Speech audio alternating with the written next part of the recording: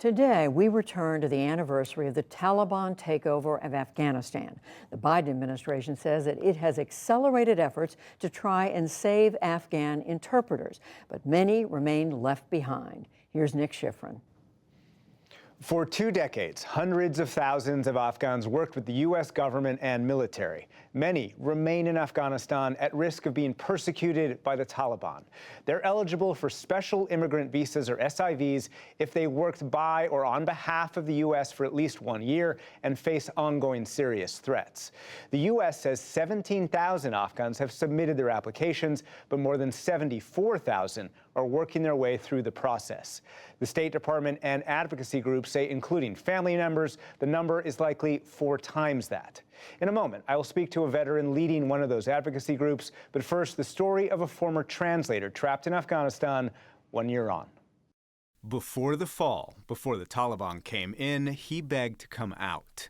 He and other interpreters for the U.S. military protested in Kabul in June 2021. They wanted the U.S. to fulfill its promise to evacuate Afghans who'd served alongside U.S. troops. But many were left behind. One day after the Taliban takeover, he burned the evidence of his service and wrote on Twitter, "Breathing my last days of life." Some of these interpreters made it to the airport. I went there, but it was too late. We spoke to him this week from an undisclosed location in Afghanistan and are keeping him anonymous. Back in 2011, he joined the U.S. Army and interpreted for platoon commanders in 2 different districts of Kandahar in southern Afghanistan, the birthplace of the Taliban. It was one of the most dangerous because of the IEDs. On my first mission, when I went to the U.S. forces, the vehicle I was in was hit with an IED. It was something that I can never forget. It was a mental shock, and it still is with me.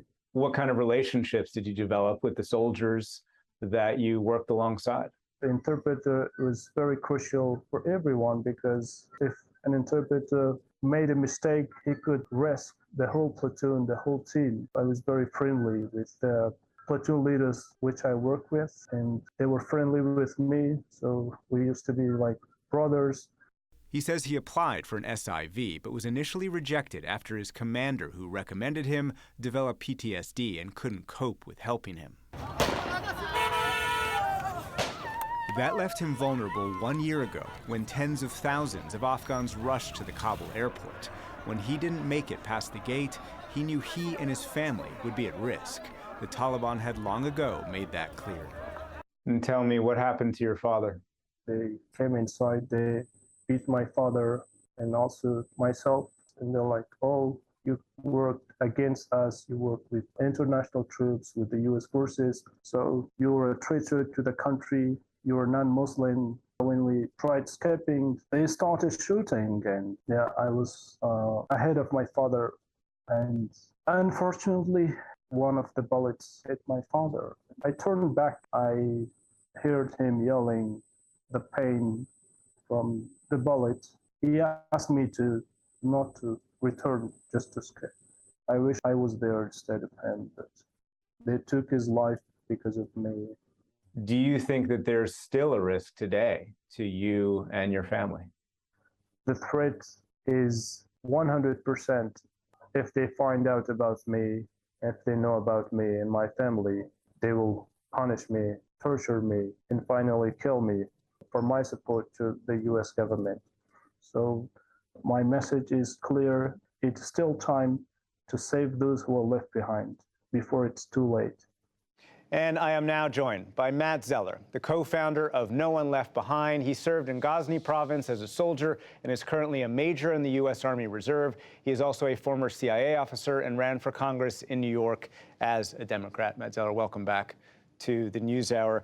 We just heard this man's story.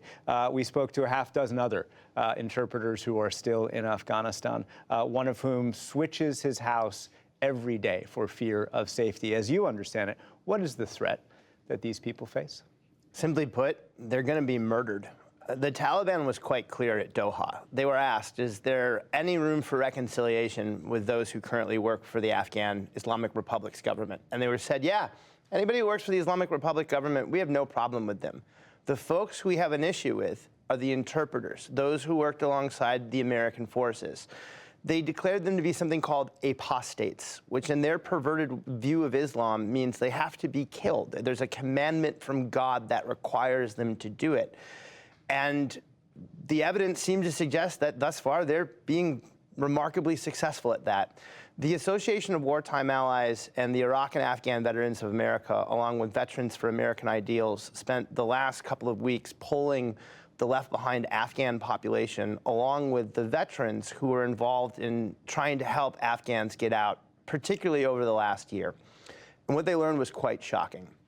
First off, they learned that 41% of the veterans involved now report some type of moral injury.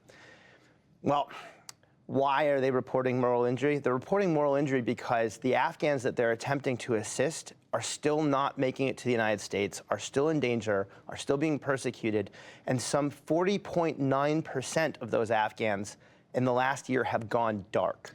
I asked the U.S. government, multiple officials, about that idea that so many Afghans have gone dark, perhaps lost their lives, and officials tell me that that number seems awfully high to them. Well, the American government was telling us for years that our SIV estimates were wildly inaccurate. And then over the last couple of months, they issued a number of mea culpas. And they said, as it turns out, Kim Stafiri and her team at the Association of Wartime Allies have been on track all along, that there are, in fact, some 78,000 SIV potential applicants that were waiting as of the 15th of August last year for evacuation, that those vast majority of them never made it onto the airplanes, that they remain left behind. They now have finally copped to that there could be some 300,000 SIV eligible people who remain left behind. Including families. Including Right, family exactly. members, correct. Is the U.S. today doing enough to try and get them out? No. Simply put, the SIV program is not going to save these people. At the current rate of processing visas, it's going to take the government 18 years to get through the backlog. There's an ongoing famine. Even if the Taliban aren't killing these people as efficiently as I believe they are to be, the ongoing food insecurity and medical insecurity in Afghanistan is going to get to these people eventually. So there's only one solution left. I've now seen it. I know what it's called. It's called the Uniting for Ukraine program. It works. We've helped welcome over 100,000 Ukrainians since April of this year to this country. And my heart, I'm all for it. I think that's great. But if we can do it for Ukrainians, why can't we do it for our nation's longest wartime ally? And so this is where only the President of the United States can solve this. He has the authority to execute it tonight, right now. U.S. officials say there's some context to what they're dealing with, and that is the situation that they inherited from the previous administration. Let's take a listen to Ned Price, State Department spokesman. When this administration came into office in January of 2021, not a single interview had been conducted in Kabul for an SIV applicant since March of the preceding year, March of 2020. At least part of that was a reflection of the way in which the previous administration had not maintained this program, how it had been allowed to atrophy. Allowed to atrophy. Does he have a point? The point that they should be concerned with is this. We left behind the vast majority of the people that we were attempting to get out, and they're going to die. Veterans are hurting as a result of that. I know only one way to address moral injury. It's through acts of service. It's through good work. It's through helping these people get to safety and salvation. The only way that these people are going to survive at this point is a Uniting for Afghanistan program. There is no other option.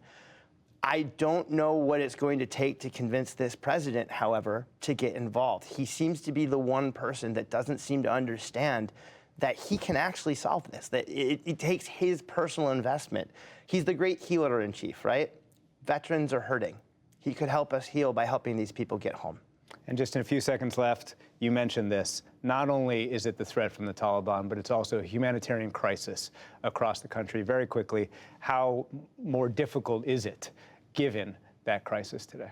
And it's nearly impossible.